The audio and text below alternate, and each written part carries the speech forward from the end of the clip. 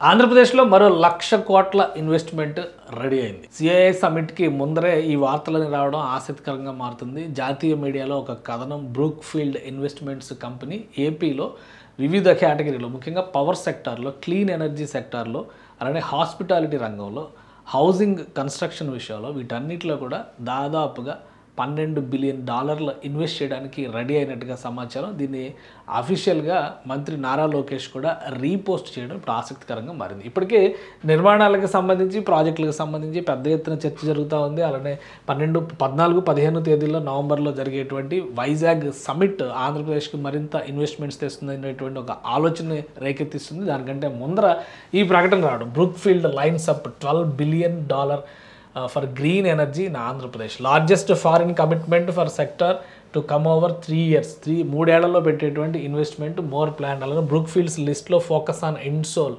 అలానే నవయుగ, అలానే green hydrogen projects, township, north Vizag, ఇది మన already Bhogapuram international airport, Alluri Sitarama Raju international airport ఉంది కదా, దానికి కనెక్ట్ చేసేటువంటి మార్గంగా దీన్ని మనం చూడాలి. వైజాగ్కి భోగాపురానికి మధ్యలో వచ్చేటువంటి పెద్ద హౌసింగ్ ప్రాజెక్ట్, ఒక శాటిలైట్ టౌన్షిప్ని అక్కడ డెవలప్ చేయాలని చెప్పని ఏపీ ప్రభుత్వం డిజైన్ చేసింది.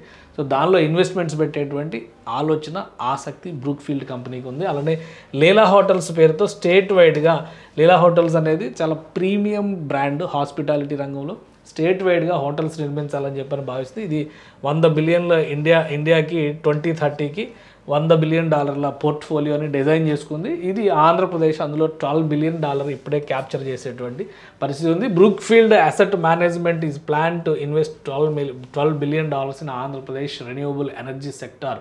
సో ఇది ఆల్రెడీ దీనికి సంబంధించి ఒక ట్వీట్ నారా లోకేష్ గారు కూడా ఇదే ట్వీట్ని, నేషనల్ మీడియా రాసినటువంటి ఈ కథనాన్ని నారా లోకేష్ గారు కూడా రీట్వీట్ చేశారు. దాంతో అందరిలోనూ ఆసక్తి నెలకొని ఉంది. సెప్టెంబర్లో ఒక ప్లానింగ్ జరుగుతుంది. అలానే between Nara Lokesh and Brookfield president మధ్య ఒక మీటింగ్ జరిగింది. ఆ మీటింగ్ సారాంశం ఏంటంటే, ఇన్వెస్ట్మెంట్స్ పైన ఆసక్తి ఉందని చెప్పడం ఒకటైతే, మరొకటి ఆపర్చునిటీస్ని సెర్చ్ చేసేటువంటి పనిలో ఉన్నామన్నారు. ఇప్పుడు దానిలో ఒక క్లారిటీ వచ్చేసింది. అందుకనే దాదాపు 1,00,000 కోట్ల ఇన్వెస్ట్మెంట్స్కి రెడీ అవుతుంది. అలానే అసలు ఈ బ్రూక్ఫీల్డ్ కంపెనీ ఏంటి, దాని ప్రొఫైల్ కూడా ఒకసారి మనం చూద్దాం. ఇక్కడ బ్రూక్ఫీల్డ్కి సంబంధించినటువంటి హోమ్ పేజ్ చూస్తే కనుక, investments, we're leading global investment firm focused on building long term wealth for institutions and individuals around the world. వీళ్ళ పని ఏంటంటే ఇన్వెస్ట్మెంట్స్ పెట్టడం, పెట్టుబడులు పెట్టడమే పని. కాబట్టి వివిధ కంపెనీలు, వివిధ ఆపర్చునిటీస్, వాటిని చూసుకుని అక్కడ ఉండేటువంటి లాభాలని లేదా ఇన్వెస్ట్మెంట్స్ ప్రోగ్రెస్ ఏ విధంగా ఉంటుంది అనేటువంటి దాన్ని దృష్టిలో పెట్టుకొని ఈ ప్రాజెక్ట్స్ అన్నింటిలో కూడా ఇన్వెస్ట్మెంట్స్ చేస్తూ ఉంటుంది ఈ కంపెనీ. సో ఈ బ్రూక్ఫీల్డ్కి వరల్డ్ వైడ్గా కూడా క్లయింట్స్ ఉన్నారు. ప్రఖ్యాత సంస్థలు చాలా వాటిలో కూడా ఇన్వెస్ట్మెంట్స్ పెట్టింది. వాళ్ళకు ఉన్నటువంటి asset management, wealth solutions, operations business.